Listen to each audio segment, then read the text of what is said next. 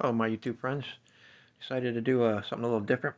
I'm going to do 5 American-made bushcraft knives with a bonus and with a budget bonus thrown in at the end, just to for those that aren't willing to spend the kind of money that some of these go for.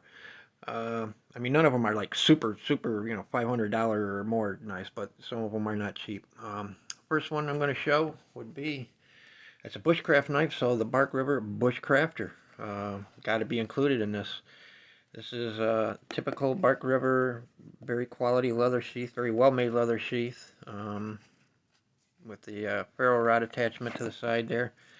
And there it is. This is the Bark River Bushcrafter, the original version, not the larger one or the lightweight or whatever. Mini, whatever else they've done. They've done a few different versions of this, but this is the original version, except the original version was in 3V. This one is in Crewware. I'm a big fan of Crewware steel, so got the nice Coke bottle, or nice palm swell in it, Coke bottle type handles. Very comfortable, fits in the hand great. Spine, kind of sharp, but not super sharp. That tends to be Bark River in general. Usually tends to be like that. It'll throw sparks, but it doesn't shower them, that type of thing. But yeah, this is just under 4 inches long, the blade, Crewware, and it's just a great knife. It really is. That's one. Now the next one, uh, this is the American Knife Company Forest 2, actually made by Bark River. I was trying to do a different knife from different companies without doubling up, but I ended up putting this in there because technically it's not Bark River, even though it was made by Bark River. But you can tell the sheath, Bark River sheath, quality sheath. The difference with this one, though, that most Bark Rivers don't do is this has got a magnet in it. So this knife is not going to fall out, and you can put it on your belt this way, this way. Just a great sheath, really. Holds the knife very well. But there you go. This one is in A2 tool steel. This is a longer blade. I forget exactly what it is. I think it's about 5 inches long.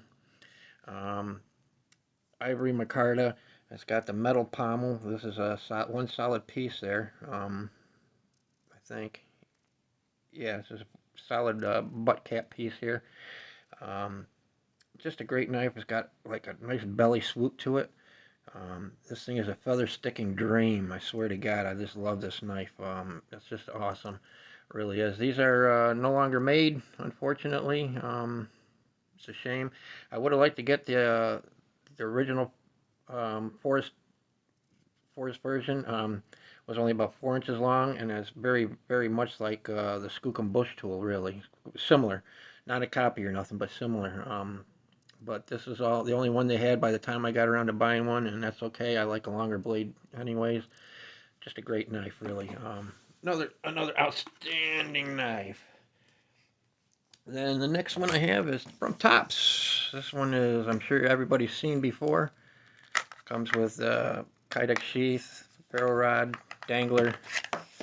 There it is, the Tops Bob, Brothers of Bushcraft, Fieldcraft. This one is the 154 cm version, stainless. Micarta handles, 1095 steel. Tops does a great job with their 1095. This has been around for a long time, and it's one of their top selling bushcrafty type knives, and there's a reason for that. It's just good. Scandi grind, but it's got convex edge on it, so another really good one for bushcraft type task. Good, great camp knife. Next one, LT Wright. This is a DLT exclusive, the Outback in 3V.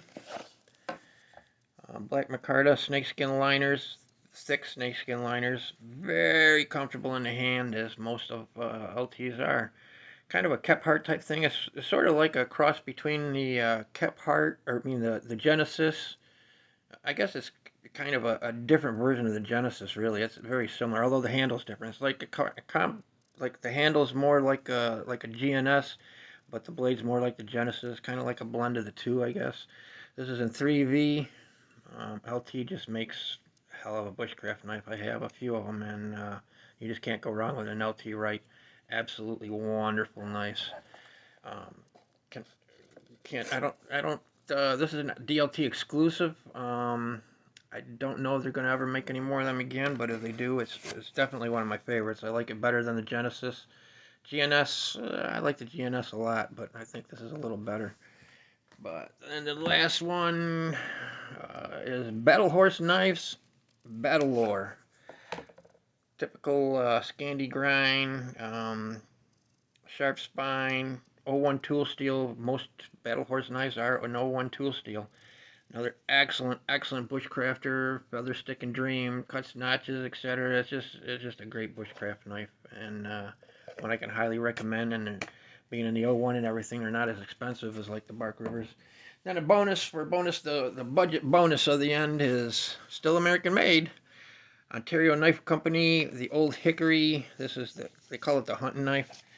A lot of people used to take the 7-inch butcher and cut it down to a shorter version and use that for bushcraft. They came out with a 5.5-inch version of that same knife so that you don't have to cut it down, and added a leather sheath to it. And you can pick these up for about $25. They used to be the old hickory knives all used to be $10.95. These are now in $10.75. Unfortunately, I guess I don't know. They've gone away from the $10.95 and moved to $10.75. It's cheaper. That way they don't have to raise the prices, I guess. Which one of the big selling points about Ontario has always been the very inexpensive knives that are affordable for everybody. So I guess they tried to, rather than raise the prices, they reduce the quality of the steel. But it's 1075 is not a terrible steel by any means. It won't hold its edge quite as long as 107 or 1095 rather, but it's a tough steel. So, and being a thin blade like this, the toughness might just be better anyways. Got a sharp spine. These will throw sparks. You can scrape your fat wood and stuff with it. Flat grind. Very thin blade stock, so it's a very slicey knife, and this would be great for hunting and skinning and what have you. I mean, it's basically a short butcher knife, but a lot of people use these for bushcraft, and you can pick them up for about $25. So pretty much anybody can afford this. If you're just getting into bushcraft and you don't know if you're going to really like it or not, and don't want to spend a lot of money until you've gotten the hang of it and decided whether it's for you or not, this would be a very good option for a beginner knife. Or if you're maybe wanting to get your child into it, teach him how to use a knife and all that, this is another good option, because like I say, $25. If you break it, lose it, damage it, whatever, you're not out a lot of money. And it really isn't a bad knife at all. I mean, it really isn't. So for $25, you can't go wrong with that. But that's all I got for you for this one. I just thought I'd do something a little different tonight. So, I got a ton of American-made bushcraft knives. I could have done 20 of these, no problem. But some of them, like my White River Ursus 45, I just showed that in a video not long ago. The Benchmade Puko and Leuku, I just showed them in a video not long ago. So I just didn't want to do like a lot of knives that I just recently done in other videos. So I tried to do some that I have not shown, either haven't shown at all or haven't shown in a long time. So that's why I went with the ones I chose. So there you go, some American-made bushcraft knives. I hope you enjoyed it. Until the next one, stay safe, stay blessed, and we'll see ya.